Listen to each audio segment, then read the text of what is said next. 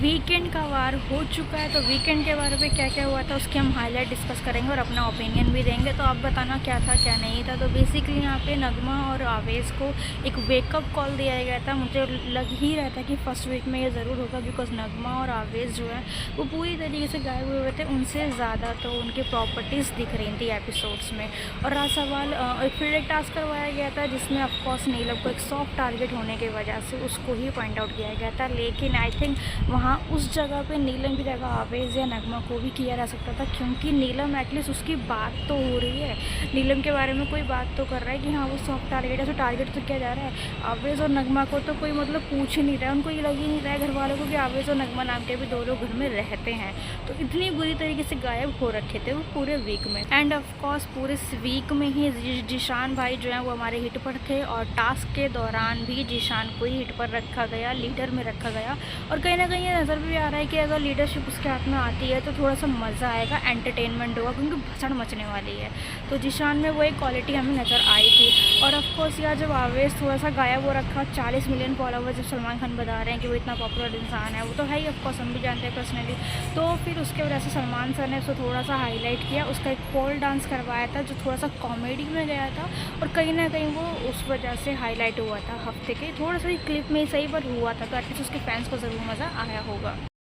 Security complex का एक task दिया गया था जिसमें आशनूर और तान्या को रखा गया था। तान्या का मुझे लॉजिक समझ में आता है, आपको सिक्योरिटी कॉम्प्लेक्स तो उसमें भर भर के है और वो दिख रहा है उसकी बातों में, उसके एक्शंस में। लेकिन आशनूर को उसके जस्ट अपोजिट क्यों रखा गया था, इसका कोई लॉजिक समझ में नहीं आता, क्योंकि आशनूर के अंदर हमें सिक्योरिटी कॉम्प्लेक्स पूरे हफ्ते देखने को नहीं मिला। आगे का पता नहीं, बट इस हफ्ते देखने को नहीं मिला था। लेकिन फिर भी उसे उसके सामने रखा गया था, क्योंकि उन दोनों के बीच में एक कोल्ड वॉर सी, एक छोटी मोटी सी वॉर सी उनकी चल रही थी आपस में। तो आई थिंक इस चीज़ को थोड़ा सा और हाइप करने के लिए रखा गया होगा। और ऑफकोर्स यार आशनूर कलर्स का चेहरा है और आशनूर को लोग पसंद करते हैं, घर में भी पसंद कर रहे हैं, ऑफकोर्स घर के बाहर भी पसंद कर रहे हैं। तो उस वजह से उसको उसके अपोजिट रखा गया ताकि दोनों में तहलका मचे।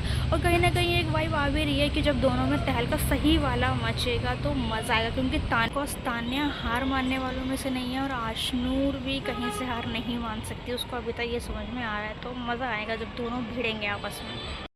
कनिका जी बहुत ज़्यादा शार्प है भाई, बहुत दिमाग से खेल रही है। पूरे हफ्ते अगर उन्होंने किसी चीज़ के बारे में सबसे ज़्यादा बात की है ना, तो वो है वुमेन एम्पावरमेंट।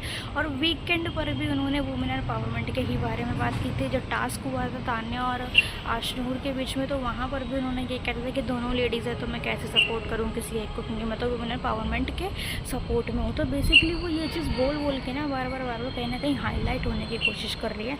ऑफकोर्स उनमें दम है, ये नहीं कह सकता कि उनमें दम नहीं है, वो स्ट्रॉन्ग नहीं है, वो बहुत स्ट्रॉन्ग है और वो दिख रहा है पूरे हफ्ते। लेकिन वो इस चीज़ को बोल बोल के कहीं ना कहीं लड़कियों के या औरतों के दिमाग में इस चीज़ को डाल रही हैं कि मैं उनके सपोर्ट में आई हूँ, उनको रिप्रेजेंट कर रही हूँ। ये तो बिग बॉस का यार रिकॉर्ड है कि फर्स्ट वीक में कोई इविक्ट तो होता ही नहीं है, तो इस बार भी कोई इविक्शन हुआ ही रही। सेकेंड वीक से डेफिनेटली इविक्शन यहाँ पे शुरू हो जाएगा।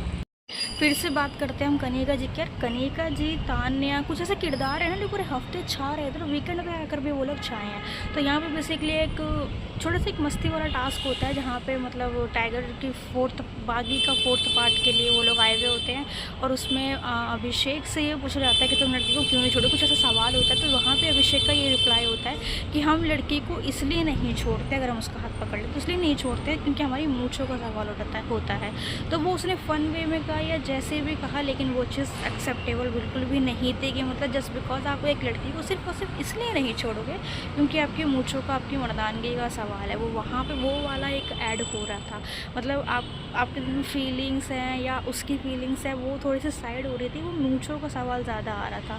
तो कनिका जी ने इस चीज़ को बहुत बेहतरीन तरीके से हाईलाइट किया। तो मतलब दिखता है कनिका जी में कि भाई मतलब जो उनकी एक एज है ना, वो सिर्फ एक नंबर नहीं कमा के लाई है, वो उसके हिसाब से एक्सपीरियंस लेकर आई हैं और उनको दिख रहा है। और उनकी आवाज़ में जो दम है ना भाई, वो किसी से भी कोई भी काम करवा सकती है। जैसे कि अभिषेक से इन्होंने वो चम्मच उठाने के पीछे उन्होंने कहा था कि अभी उठा दे वरना मैं खाना नहीं दूंगी, तो वो चीज़ भी लगा था उनमें दम है, वो हटी नहीं थी। ड्यूटीज़ बांटने वाला टॉपिक उठा था तो वहाँ पे अभिषेक खड़ा हुआ तो सब लोग बैठे हुए थे, लेकिन कनिका जी ने जब कह दिया कि जब मैं तभी ड्यूटीज़ डिस्ट्रीब्यूट करूँगी जब सब लोग बैठ जाएंगे, जब ये बैठ जाएगा, तो वहाँ पे अभिषेक को ही झुकना पड़ा था। तो मतलब कनिका जी में ये पावर है कि वो किसी को झुका सकती हैं।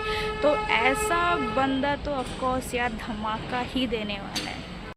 पूरे हफ्ते क्या क्या हुआ ये हमने आपको बता दिया, अपना ओपिनियन भी यहाँ पे हमने शेयर किया। आपको कौन सा ओपिनियन सही लगा था, किसके ऊपर क्या सही लगा था, ये कमेंट सेक्शन में ज़रूर बताना। लेकिन इसके साथ साथ मैं एक छोटे से सवाल के साथ आपको यहाँ पे छोड़ के जा रही हूँ, वो है ये कि जो संडे वाले एपिसोड में जो अमाल और अभिषेक की जो खाने के पीछे फाइट हुई थी, जहाँ पे अमाल जो है अभिषेक से ये कहता है कि तू डाइनिंग टेबल पर जाके खाना खा ले, लेकिन अभिषेक की ये ज़िद होती है कि जहाँ जिस सोफ़े पे अमाल बैठा है, जो बेड भी बन सकता है, कि मैं उस सोफ़े को बेड बनाऊंगा, वहाँ पे बैठ के खाना खाऊंगा। तो इसमें आपको क्या लगता है कि दोनों में से कौन सही था और कौन गलत था? ना कि गाली गलौज भी थोड़ा बहुत हो चुकी थी, उसमें अब आप अपना ओपिनियन दीजिए कि दोनों में से कौन सही था और कौन गलत था।